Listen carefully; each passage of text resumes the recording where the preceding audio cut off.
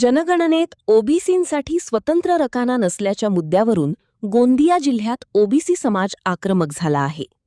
गोंदिया जिल्हा ओबीसी संघर्ष कृती समितीच्या वतीने संपूर्ण जिल्ह्यात जनजागृती मोहीम राबवण्यात येत असून अनेक गावांमध्ये जनगणनेवर बहिष्कार टाकण्यात येत आहे. जनगणनेच्या कामासाठी गावागावात जाणाऱ्या कर्मचाऱ्यांना माहिती देण्यास स्थानिक ओबीसी बांधव नकार देत आहेत. जोपर्यंत ओबीसींसाठी जनगणनेत स्वतंत्र रकाना दिला जात नाही तोपर्यंत आम्ही कोणतीही माहिती देणार नाही अशी ठाम भूमिका त्यांनी घेतली आहे. या पार्श्वभूमीवर गोंदिया जिल्हाधिकारी मंगेश गोंदावले यांनी जिल्हाधिकारी कार्यालयात ओबीसी समाजाच्या प्रतिनिधींची बैठक बोलावली. या बैठकीत ओबीसी बांधवांची समजूत काढण्याचा प्रयत्न करण्यात आला. मात्र प्रतिनिधींनी आपली भूमिका पुनरुच्चारित करताना शासनाने लेखी स्वरूपात ओबीसी जनगणना घेणार असल्याचे स्पष्ट आश्वासन द्यावे, अन्यथा जनगणनेला सहकार्य करणार नाही असा इशारा दिला. तथापि ओबीसी प्रतिनिधींनी शासनाच्या नियमित कामकाजात अडथळा न आणण्याबाबत स्पष्ट भूमिका मांडली. त्यांचा संघर्ष हा केवळ ओबीसी जनगणनेतील स्वतंत्र रकान्याच्या मागणीपुरताच मर्यादित असल्याचे त्यांनी बैठकीत नमूद केले. जनगणनेची प्रक्रिया डेमॉन्स्ट्रेशन घरगणना फर्स्ट पेजमध्ये आज सुरू झालेला आहे. जनगणनेत ओबीसींचा स्वतंत्र रकाना असावा म्हणून आग्रह आंदोलन बरीच झाली. सरकारपर्यंत आम्ही निवेदन केले. या जिल्ह्यामध्ये गोंदिया जिल्ह्यामध्ये उग्र आंदोलन ओबीसींचा रकाना असल्याशिवाय आम्ही या जनगणनेवर सहभाग देणार नाही, बहिष्कार टाकू, ही भूमिका कितीतरी दिवसापासून आम्ही घेतलेली आहे. तेव्हा जनता मात्र जनप्रतिनिधी मात्र आपली माहिती द्यायला तयार नाहीत. त्यामुळे प्रशासन अडचणीत आलेलं आहे. सेन्सेक्स टाइम बॉन्ड प्रोग्राम त्यांना पूर्ण करता येत नसताना या कारणास्तव आदरणीय जिल्हाधिकाऱ्यांनी यांनी दखल घेतली आणि काल 4 लोकांना बैठकीसाठी आम्हाला लिखित आमंत्रित केलं की 20 तारखेला आपण 12:30 वाजता जिल्हाधिकारी कार्यालय गोंदिया या ठिकाणी आपण यावं.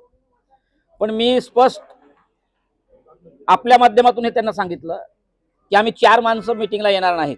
माझ्यासोबत जिल्ह्यातील प्रत्येक तालुक्यातील गावातील किमान प्रत्येक तालुक्यातून 5 लोक असली पाहिजेत. हा आग्रह धरला. 40 लोकांना आपण परवानगी द्या. ही परवानगी त्यांनी मान्य केली. आमचा आग्रह मान्य केला आदरणीय जिल्हाधिकारी यांनी. आणि बैठकीत जिल्हाधिकाऱ्यांचा आग्रह होता की सेकंड फेजमध्ये ओबीसींची जनगणना होणार आहे, घरगणना आता होते आहे, आपण सहकार्य करा. आमची स्पष्ट भूमिका होती की आमच्या समस्त समस्येचे जड मूळ ही जनगणना आहे. या गणनेत ओबीसींचा रकाना असल्याशिवाय आम्ही माहिती देणार नाही. बाकी समस्त जिल्ह्यातील मी ओबीसी बांधवांना आवाहन करतोय. आतापर्यंत आम्ही निवेदन घेऊन सरकारच्या दारापर्यंत गेलो. आता सरकार आमच्या दारावर येत आहे.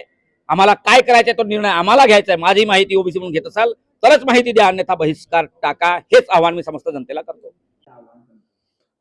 जनगणनेवरती बहिष्कार करण्याच्या संदर्भामध्ये ओबीसींनी काही निवेदनं दिली होती. त्यामुळे त्यांच्याशी चर्चा करण्यासाठी आम्ही त्यांना आज आमच्याकडे कार्यालयात आले होते. याच्यामध्ये हीच चर्चा प्रामुख्याने झाली की ओबीसींना आत्ताची जी काही जनगणना आहे त्याच्यामध्ये ओबीसींचाही प्रादुर्भाव व्हावा आणि त्यांची जातनिहाय जनगणना व्हावी अशी त्यांची मागणी आहे. शासनाने यापूर्वीच आपली भूमिका जाहीर केलेली आहे की ही जी काही जातनिहाय जनगणना आहे ती फेब्रुवारीमध्ये परत येईल.